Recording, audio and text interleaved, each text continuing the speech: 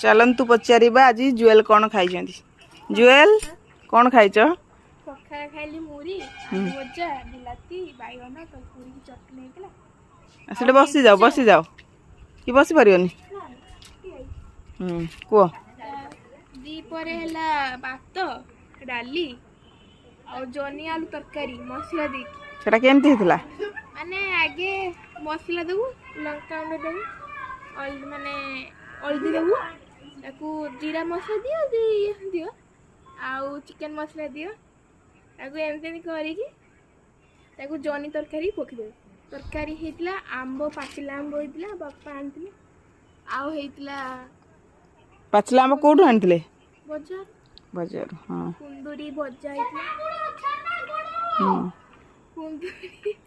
କୁନ୍ଦୁରି ଭଜା ହେଇଥିଲା ଆଉ ତାକୁ ତମେ ଚାହୁଁନି ତମେ କୁହ କହି ଚାଲ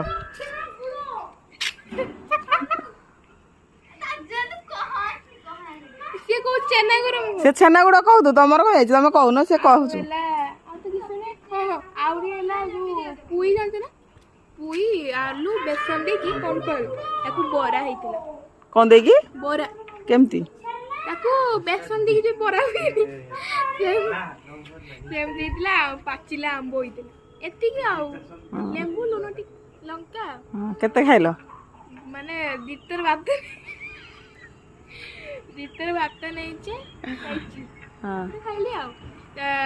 ସକାଳେ ହେଲା ଇଏ ଫାଷ୍ଟ ମାମା ଭାତ ଦେଇଥିଲେ ତାପରେ ଆଉ ଦିଟା ଆଉ ଯୋଡେ ମାଗିଲ ଆଉ ନା ଆଉ ତୋରେ ଭାତ ଆମେ ଖାଇଦେଲେ ଦି ଜଣ ଆଉ ଏ ଯୋଉ 4ଟା ହେଲେ 5ଟା ହେଲେ କଫି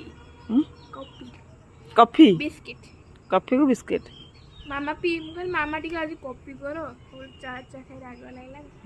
କଫି କର ଏତେ ଖାଉଛ ଯାଉଛି କୁଆଡେ ନାଇଁ ଆଉ ସନ୍ଧ୍ୟାରେ କଣ କରିବି ମୁଁ ଜାଣିନି ଆଜି ବର୍ଷା ବେଳେ କଣ କରିବେ ବର୍ଷା ଆଜି ହେଇଛି ପାଗଟା ମାନେ ଆଜି ବଢିଆ ହେଇଛି କେତେ ସୁନ୍ଦର ଭିଉ ଏତିକି ଆଉ ରାତିରେ କଣ ହବ ମୁଁ ଜାଣିନି ରୁଟି କେତେଟା ଖାଅ ରୁଟି 2ଟା ଖାଏ ନହେଲେ 3ଟା ଖାଏ ପୁରୀ 5ଟା 4ଟା ଖାଏ ପରଟା ସେଇ 4ଟା 5ଟା ହଁ ତାପରେ ପାଠ ପଢିଥିଲ ନା